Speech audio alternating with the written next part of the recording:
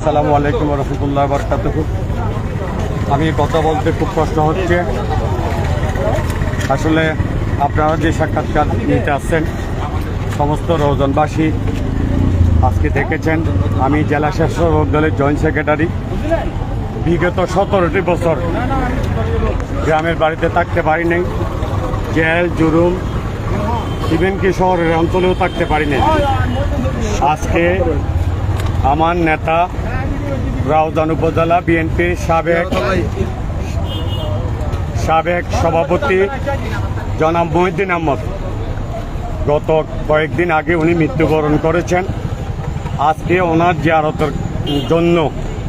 জিয়ারত করার জন্য আমরা চট্টগ্রাম উত্তর জেলার নেতৃবৃন্দ এবং আমার প্রিয় নেতা গোলাম আকবর খন্দকার সহ আমাদের কর্মী বাহিনী নিয়ে যখন আমরা জিয়ারতের উদ্দেশ্যে যাচ্ছিলাম, তখন এক শ্রেণীর দুষ্কৃতিকারী যারা অতীতে আওয়ামী লীগের সাথে ছিল, আজকে আমি প্রকাশ্য বলতে চাই, কোনো দ্বিধা নাই আমার, কারণ রাজপথে সংগ্রাম করেছি আমরা, শেখ হাসিনার বিরুদ্ধে সংগ্রাম করেছি আমরা, ত্যাগ করেছি আমরা, গ্রামের বাড়িতে যেতে পারি নাই আমরা, আমাদের গ্রামের বাড়িতে আমার আম্মা সহ সবাইকে হামলা করেছে অনেকবার।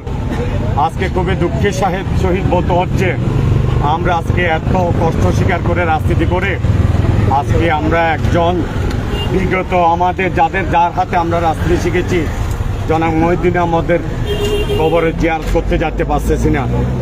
আমি আজকে আপনাদের মাধ্যমে আপনাদেরকে জানাচ্ছি যে ন্যাক্কারজনক হামলা, বিশেষ করে আমার নেতার উপর যে গোলাম আকবর খন্দকার খুব বেশি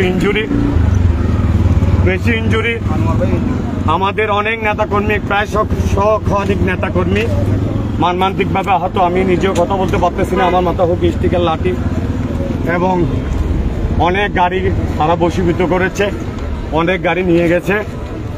আপনারা বলেন, রাজনীতি আর সন্ত্রাস কি এক জিনিস কিনা? সন্ত্রাস এক জিনিস। আপনাদের কতজন আহত হয়েছেন? আমরা প্রায় শতাধিকের কাছাকাছি আহত। আমি বলি বেশ কিছু, আমি অগণিত, এখনো পর্যন্ত সঠিক তথ্য আপনাদেরকে দিতে পারতেছি না, যেহেতু আমি যখন আপনাদের সাথে লাইভে কথা বলছি আমি আপনাদেরকে জাস্টিস না করে কখনো বলবো না।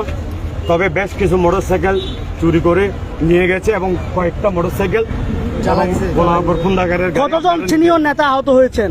সিনিয়র নেতার মধ্যে গোলাম আকবর খন্দকার গুরুতর আহত, আমাদের উপজেলা বিএনপির সাধারণ সম্পাদক, সভাপতি, উত্তর জেলা যুব দলের সভাপতি আহত। আমি তো আছি আপনাদের সামনে, আমি জেলা স্বেচ্ছাসেবক দলের জয়েন্ট। গোলাম আকবর খন্দকার সাহেবকে কোথায় নিয়ে যাওয়া হয়েছে? চট্টগ্রাম মেডিকেলে একটা ক্লিনিকে নেওয়া যাওয়া হয়েছে। আমি এখনো জানি না, আপনারা দেখতেছেন যে আমরা খুবই ছিন্ন বিচ্ছিন্ন অবস্থায় আছি। ধন্যবাদ আপনাকে। যেমনটা তিনি আরেকটু কথা বলি প্লিজ, আরেকটু কথা বলি, সাংবাদিক ভাইদের উদ্দেশ্যে বলতেছি, রাও জানে আমরা শান্তি এবং সৌহার্দ্যপূর্ণ আচরণের জন্য চাইতেছি বারবার।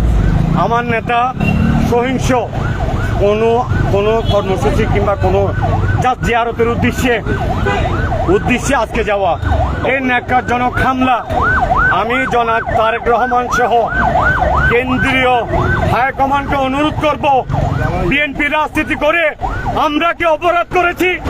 বিএনপি রাজনীতি করে আমরা ত্যাগ করে কি অপরাধ করেছি? বিএনপি রাজনীতি করে বাড়ি ছাড়া হয়েছি, মামলা হয়েছি, জুলুমের শিকার হয়েছি, আমরা কি অপরাধ করেছি?